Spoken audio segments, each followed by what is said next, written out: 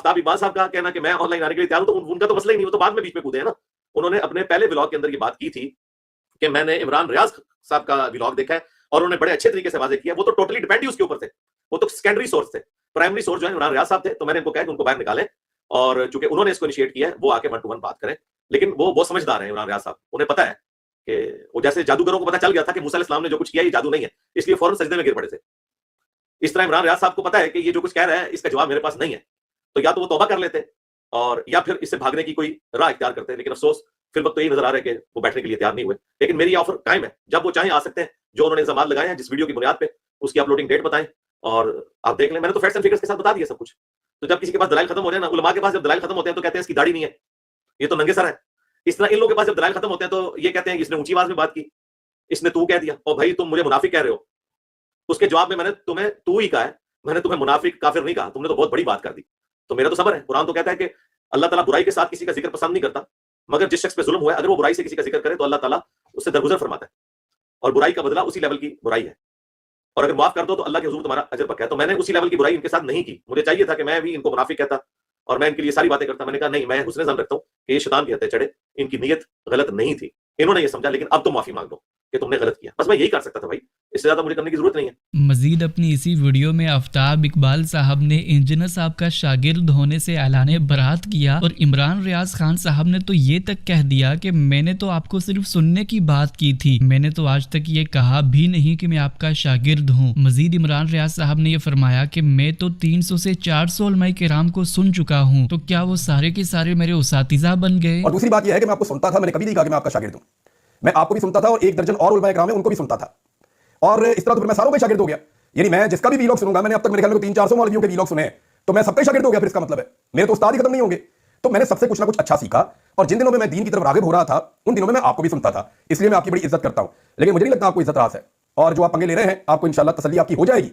आपकी तसल्ली हो जाएगी क्योंकि आप मरे हुए को मार रहे हैं और आप मुनाफिकत कर रहे हैं। मैं ये साबित करूंगा कि आप मुनाफिकत कर रहे हैं, आप मुनाफिकत कर रहे हैं, और ये साबित हो जाएगा, बड़े आराम से साबित हो जाएगा। और ये जो आपको शौक है ना बैठ के मुनाजरे करने का, तो आपके दरवाजों से बेचारे उलमाए किराम कई दफा वापस गए। जहां मुनाजरा करने वाले तो आप दौड़ जाते हैं, कभी बात ही नहीं सुनते। उलमाए किराम आपके शहर के अंदर पहुंचे, आपके सामने आकर बैठे, आपको हर जगह पे उन्होंने कहा हमारे साथ मुनाजरा करें, आप मुनाजरा करने के लिए कभी तैयार ही नहीं हुए। तो जिनसे मुनाजरा करना है उनसे तो आप दौड़ जाते हैं। एक छोटे से कमरे के अंदर बैठ के वहां बैठ के चिल्लाना, ऊंची बोलना, भड़कते रहना, इससे कोई बदमाशी नहीं होती। हाय दोस्तों, तो कैसे हम लोग दोस्तों एक और शानदार वीडियो लेकर आ गया हूं, और इसी तरीके से मैं अपने चैनल के ऊपर बहुत ही शानदार वीडियोस आप लोगों के लिए लाता रहता हूं, ताकि आप लोग ज़्यादा से ज़्यादा एंटरटेन हो सकें, इन्फॉर्म हो सकें, और आप लोग की नॉलेज बढ़ सके। तो दोस्तों चलिए देखते हैं इस वीडियो में क्या है।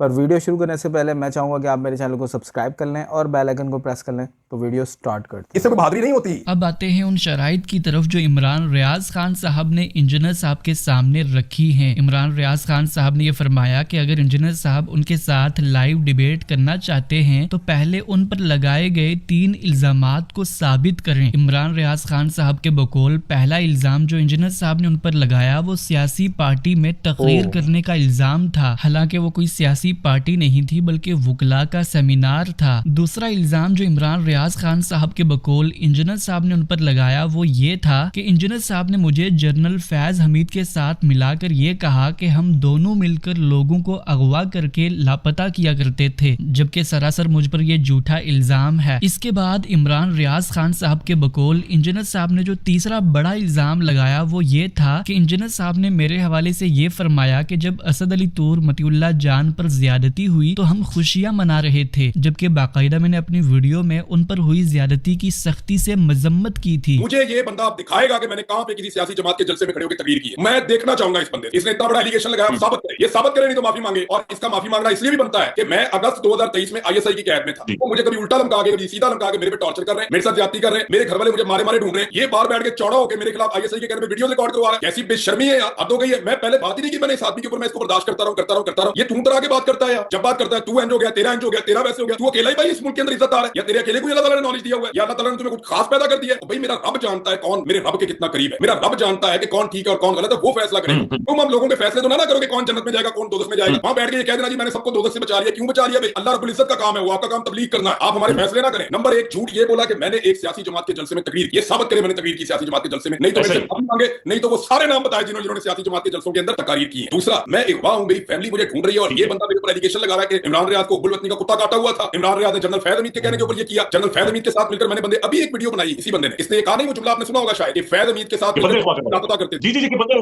इसने कहा कि फैज हमीद के कहने के ऊपर लापता करते थे। इसको बोलो साबित करे कि मैं अपनी पूरी लाइफ में कभी इस फैज हमीद नामी जर्नैल को मिला, साबित कर साबित मैं अपनी पूरी जिंदगी में कभी इसको मिला। चल ये साबित करके मैंने जिंदगी में कभी इसके साथ एक जुमले का या दो जुमलों का तबादला भी किया, साबित करके कभी मैं और ये आदमी कभी एक जगह पे इकट्ठे भी हुए अपनी पूरी जिंदगी। सिर्फ एक मौका था, जनरल बाजवा ने सहाफियों को बुलाया था, कोई 30 के करीब सहाफी थे, उसमें मैं भी था, और वहां पे सहाफियों की मुलाकात के बाद इस आदमी ने गुजरते हुए हाथ मिलाया। बस वो हाथ मिलाने का मैं इसके साथ रवादार। ये कैसे कह सकता है कि जनरल फैज हमीद के साथ मिलकर बंदे मैंने अगवा कराए। फिर इसने एक और मेरे पे इल्जाम लगाया, इसने मेरे पे इल्जाम लगाया कि मैंने असद तूर और मुतीउल्लाह जान और अब्सार आलम इन तीनों के साथ जब ज्यादती हुई तो मैंने खुशियां मनाई। मैं आपको क्लिप भेजता हूं, वो क्लिप लाना चाहें चला दें, आप सुनवाना चाहें सुनवा दें। वो क्लिप आपको बता देगा कि असद तूर साहब के साथ जो ज्यादती हुई उस पर मैंने कितनी आवाज उठाई, जो अब्सार आलम के साथ हुआ उसके ऊपर मैंने कितनी आवाज उठाई, और जो मुतीउल्लाह जान साहब का अगवा हुआ उस पर मैंने कितनी आवाज उठाई। उस वक्त मेरे ताल्लुकात बुरे नहीं थे मिलिट्री एस्टैब्लिशमेंट के साथ, तो उन्होंने मेरे पे अटैक कर दिया कि यार ये तो आपके दुश्मन है, ये तो आपके बारे में गलत बातें करते हैं, ये तो आपके ऊपर जो है वो झूठे एलिगेशन लगाते हैं, तो आप इनके साथ क्यों खड़े हो रहे हैं। मैंने कहा भाई जो गलत है वो गलत, ये आप बंदों को गोलियां नहीं मार सकते, आप बंदों को उठा के अगवा नहीं कर सकते, आप घरों में घुस के अटैक नहीं कर सकते। तो मैंने इस मामले के ऊपर उस वक्त मजम्मत की थी। इस मौलवी ने झूठ बोला, और उस वक्त झूठ बोला जब मैं जुल्म और बर्बरियत बर्दाश्त कर रहा, उस वक्त झूठ बोला जब आईएसआई ने मुझे अगवा किया हुआ। इमरान साहब मेहरबानी सर ये बताएं, ये बार-बार इंसिस्ट कर रहे हैं आपके साथ लाइव आने के लिए, बराह रास्त आने के लिए, वाह ये क्यों आपको लाइव लाना चाह रहे हैं अपने प्लेटफॉर्म के ऊपर, ये क्यों लाइव आना चाह रहे हैं? पता नहीं इन्हें कोई शौक होगा जो इन्हें पूरा करना होगा। भाई इतना पहला कोई भी नहीं होता, ये बहुत ही फारिग आदमी है और दिमाग की दही है बहुत बड़ी। जो उलमाए किराम इनके साथ कभी भी पहुंचे हैं वहां पे, चले मैं आपको बता देता हूं, ये कहते हैं ना लाइव आना है। नंबर 1 ये साबित करे कि मैंने सियासी जलसे में तकरीर की। नंबर 2 ये साबित करे कि मैं